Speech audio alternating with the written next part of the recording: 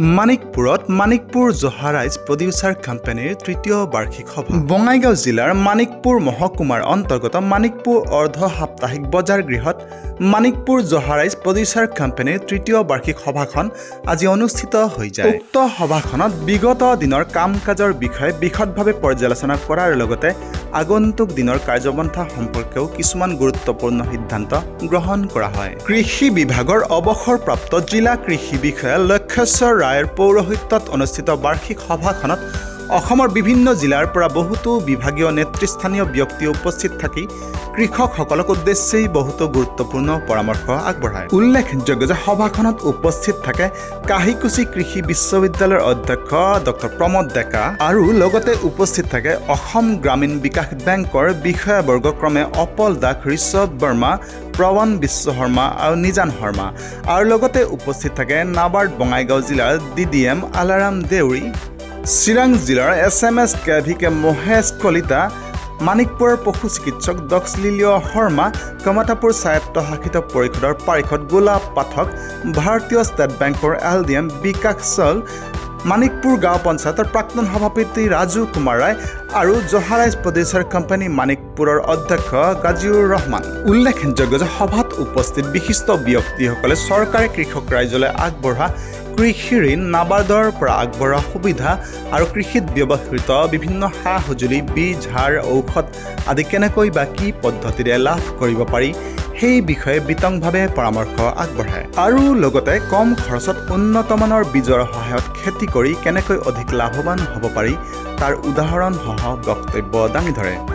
উল্লেখযোগ্য যে আজিৰ এই গাম্ভীৰ্যপূৰ্ণ সভাখনত জহা ৰাইচ প্ৰডিউচাৰ কোম্পানীৰ অংশীদাৰ কৃষকসকলৰ উপস্থিতি আছিল তেনেই আশাব্যঞ্জক।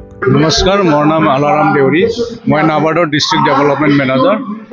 মই এনে বঙাইগাঁও আৰু চিৰাং দুটা ডিষ্ট্ৰিক্টত চাই আছোঁ বৰ্তমান। আজি ইয়াতে আমাৰ মানিকপুৰ জহা rice producer company third AGM annual general body মিটিঙৰ এটা ইয়াতে প্ৰগ্ৰাম হৈছে। এইটো কোম্পানীটো অলৰেডি 3 বছৰ কমপ্লিট কৰিছে। তো আজি আমি ইয়াতে যিখিনি যোৱা বছৰ যিখিনি কাম কাজ এইটোৰ বিষয়ে কিছু খতিয়ান সিহঁতে দাঙি ধৰিছে, তাৰ লগতে আমি এই FPCত কি কৰিব পাৰে এই বস্তুবিলাক ইয়াত আলোচনা কৰা হৈছে। তো মানিকপুৰ জহা ৰাইচ প্ৰডিউচাৰ কোম্পানী যোৱা 3 বছৰত বহুত কাম কৰি পেলাই হাতত লৈ পেলাই আগুৱাই গৈ আছে।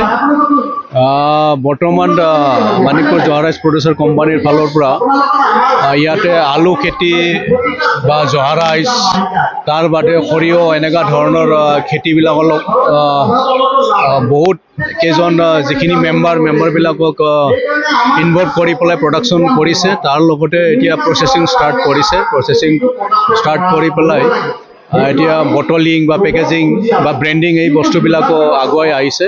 তো আজি ইয়াতে আমি দেখা পাইছোঁ, আজি ইয়াতে সিহঁতৰ যিটো প্ৰচেছিং কৰি পেলাই যিটো ব্ৰেণ্ডিং এটা কৰিছে, এইটো ইয়াতে আজি উদ্বোধন কৰা যাব। নমস্কাৰ, মই গুৱাহাটী আমাৰ অসম কৃষি বিশ্ববিদ্যালয়ৰ অধীনত এটা অনুষ্ঠান আছে, হৰ্টিকালচাৰ ৰিচাৰ্চ ষ্টেচন কাহিকুচি, তাৰ পৰা আহিছোঁ। আৰু আমি অসম কৃষি বিশ্ববিদ্যালয়ে আমাৰ যিটো FPO আন্দোলন, এই আন্দোলনত আমি নামি পৰিছোঁ। আৰু সমগ্ৰ অসমত আমাৰ এনেকুৱা ধৰণৰ 43টা FPO আছে, FPC আছে, আৰু নাবাৰ্ডৰ অধীনত আমাৰ 38টা আছে, আৰু নেশ্যনেল কোঅপাৰেটিভ ডেভেলপমেণ্ট কৰ্পৰেশ্যন তেওঁলোকৰ অধীনত আমাৰ 5টা কোঅপাৰেটিভ আছে। গতিকে কোঅপাৰেটিভ বা কোম্পানী একেই কথা, তেওঁলোকে কাম কাজখিনি একেধৰণে হ'ব। আৰু আমাৰ যিটো এই মানিকপুৰ জহা ৰাইচ ফাৰ্মাৰ প্ৰডিউচাৰ কোম্পানী, এইটো আমাৰ প্ৰায় 2021 চনত ৰেজিষ্ট্ৰেশ্যন হৈছিলে আৰু আজি প্ৰায় 3 বছৰ তেওঁলোকে অতিক্ৰম কৰিলে।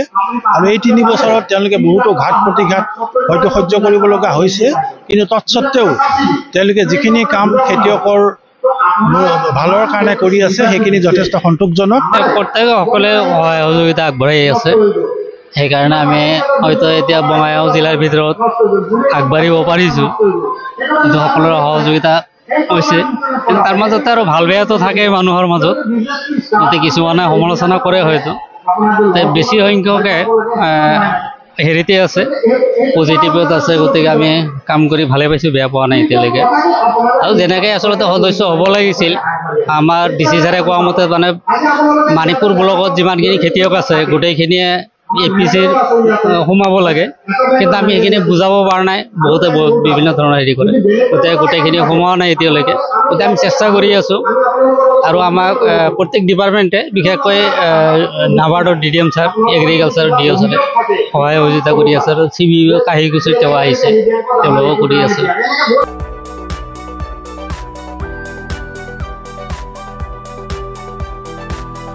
মানিকপুৰৰ পৰা আজিজুল হকৰ ৰিপৰ্ট, নিউজ টাইম 3।